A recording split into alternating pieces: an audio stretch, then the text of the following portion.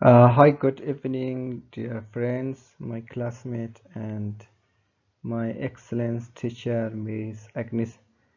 I'm sorry first because of the quality of video is not really good. I think there is something wrong with my laptop camera, so the picture is not really clear. But I hope that my voice be clear. The topic that I prepare for final test is about a felicity condition and speech act. Okay, let's go to see the definition. Felicity condition is a condition that must be in a plus and are criteria that must be satisfied for an utterance or speech act to achieve its purpose. So from that definition that we understand that it should be must be in a plus. So of course anywhere it might be happen, and criteria, which means that judge will be judged and satisfied for an utterance or speech act. So when the speakers talk about something, so he's supposed to utterance and act and achieve its okay purpose. Next, like what is speech acts? An action performed in saying something. We perform speech acts when we offer an apology, greeting, request, or a complaint.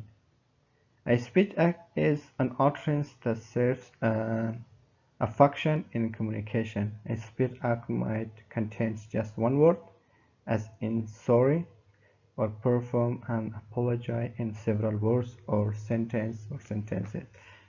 Speech act theory attempts to explain how speakers use language to accomplish intended action.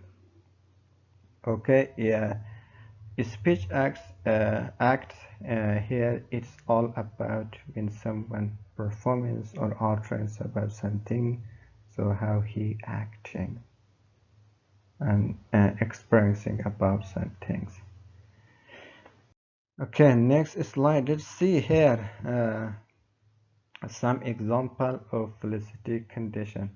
The example here that I put here, we'll see, which I make for Jayu.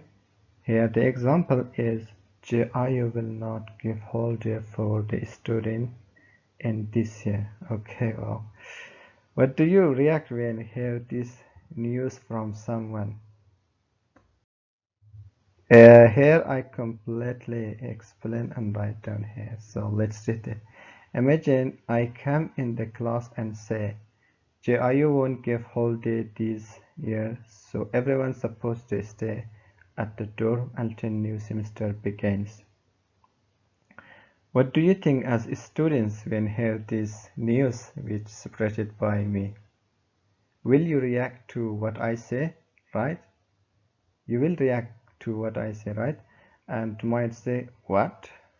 And some student will say, wow, who made this decision? Or maybe some get happy to hear what I utter because they like to stay in dorm to study then go back to home. So this all reaction that reacted by students called felicity condition.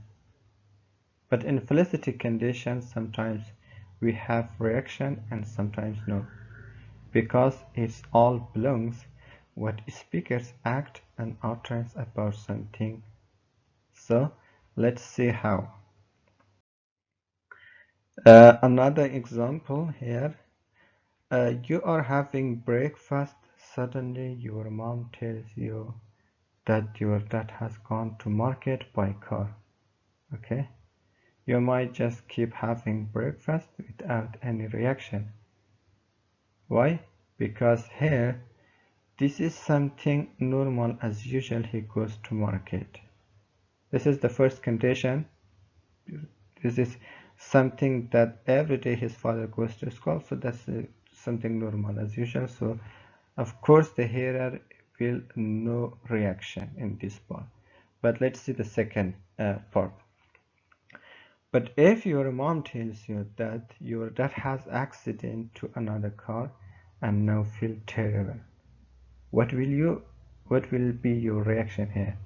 Of course, here what the speaker utters about the things happen to your dad, surely you shake and stand to do something until help him. So the felicity condition is all about the speaker utterance about something and how the hearer reaction to what he heard from the speaker, right? So at the end, we deduce that a felicitous or a successful performative utterance should have an accepted conventional uh, procedure, which will also have an appropriate conventional effect on the hearers. So when I said JI will not give holiday to the students, there I could see the students' reaction. Some got happy and some got disappointed. So it's all about the different condition and different utterance to have reaction to the hearer.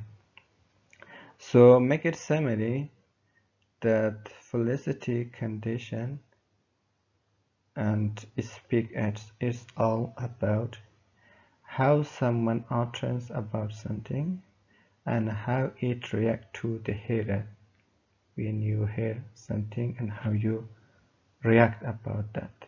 And then we saw the difference.